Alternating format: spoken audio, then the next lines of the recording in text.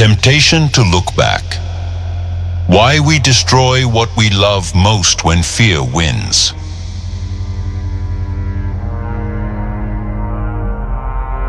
The sound was not a scream, but a sigh dissolving into the void.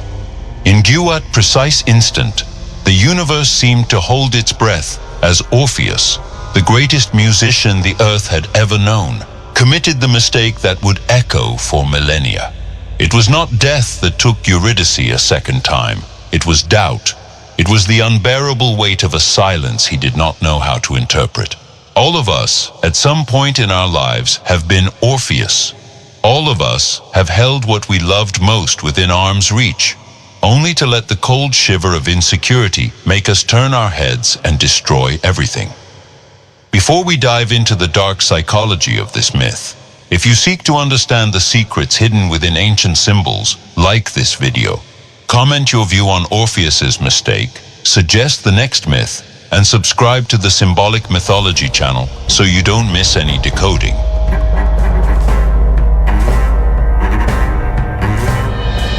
The ancient psychology of loss and the human condition. The story of Orpheus and Eurydice is often labeled a romantic tragedy, but to the keen eye, it is a treatise on human psychology and the ego's inability to deal with the invisible.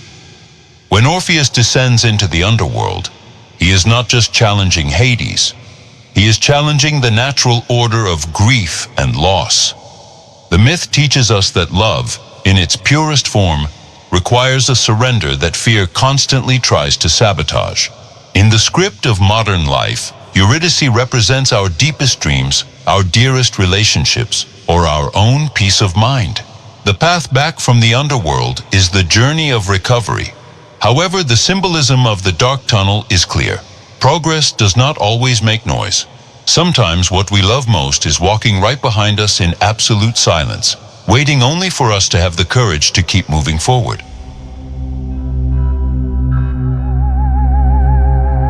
Why we self-sabotage, the fear of the unknown.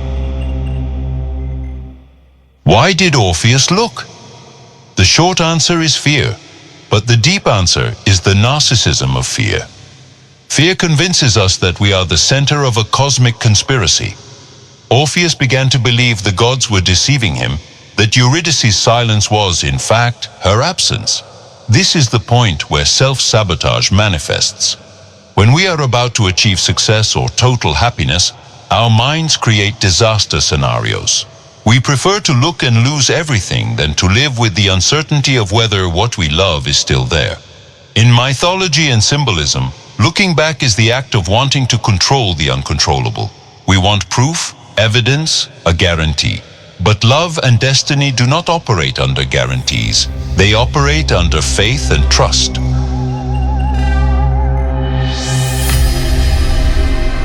The archetype of the artist and the shadow. Orpheus is the archetype of the artist.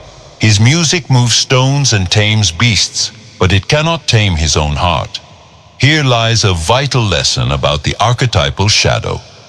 Often the very qualities that make us brilliant, our sensitivity, our fertile imagination, our emotional connection, are the same ones that make us vulnerable to paranoia. For the artist, pain is working material. There is a provocative theory that Orpheus, subconsciously, needed to lose Eurydice so that his music would remain eternal. Satisfied love is silent. Lost love is a symphony. This raises a disturbing question. Do we destroy what we love because, deep down, we feel more comfortable in tragedy than in happiness? The symbolic meaning behind this suggests that humanity has a morbid tendency to validate its existence through suffering.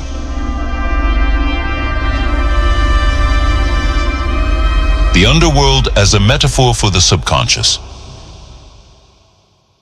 The underworld is not a geographic location, but a state of the subconscious mind. It is the place where we store our traumas, our repressed desires, and our lost Eurydices. Trying to rescue something from the underworld requires what alchemists called nigredo, the confrontation with darkness. Orpheus failed in the final stage of transmutation. He could not integrate the shadow of doubt.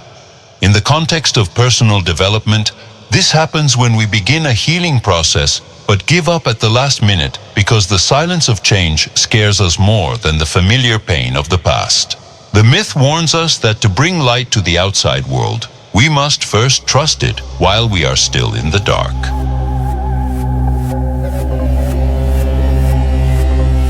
The tragedy of certainty versus the beauty of belief. We live in an era of data, metrics, and instant confirmations. The myth of Orpheus is a cruel antidote to the modern obsession with certainty. Orpheus wanted to verify. He wanted visual proof. In doing so, he violated the sacred character of mystery. The destruction of what we love occurs when we try to possess the object of love through vigilance. If you constantly need to watch your partner, your project, or your dream to believe they are still yours, you already lost them the moment the doubt was born. True empowerment comes from the ability to walk toward the light, knowing that what is true will follow us without the need for us to look back.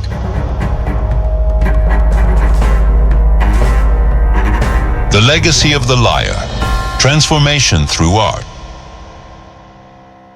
Even in defeat, Orpheus transformed the world. His severed head, according to legend, continued to sing as it floated down the river. This tells us something powerful about resilience and transformation. Our mistakes, however catastrophic, can be transformed into wisdom if we have the courage to sing our pain. The Symbolic Mythology channel exists to show that these patterns are not just fairy tales. They are the map of your mind. When you understand why Orpheus looked back, you gain the power not to look when it is your turn to cross the tunnel. The ancient wisdom contained in these lines is a reminder that the greatest battle is never against external gods or monsters, but against the voice whispering that what we love is too good to be true.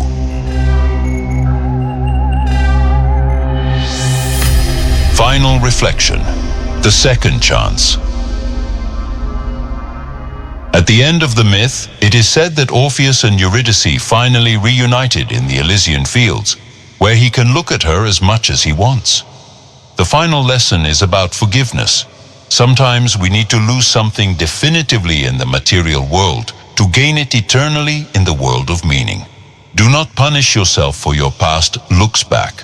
Learn from Orpheus's lyre. Understand that fear is merely the absence of awareness of your own strength. If you destroyed something you loved because fear won, know that the myth does not end in death, but in the eternity of the symbol. The next time you feel the temptation to look, remember, the light is just ahead, and it is real, even if you cannot see it yet. Thank you for walking through these shadows with us. Knowledge is the only torch that never goes out in the underworld of ignorance. See you in the next myth.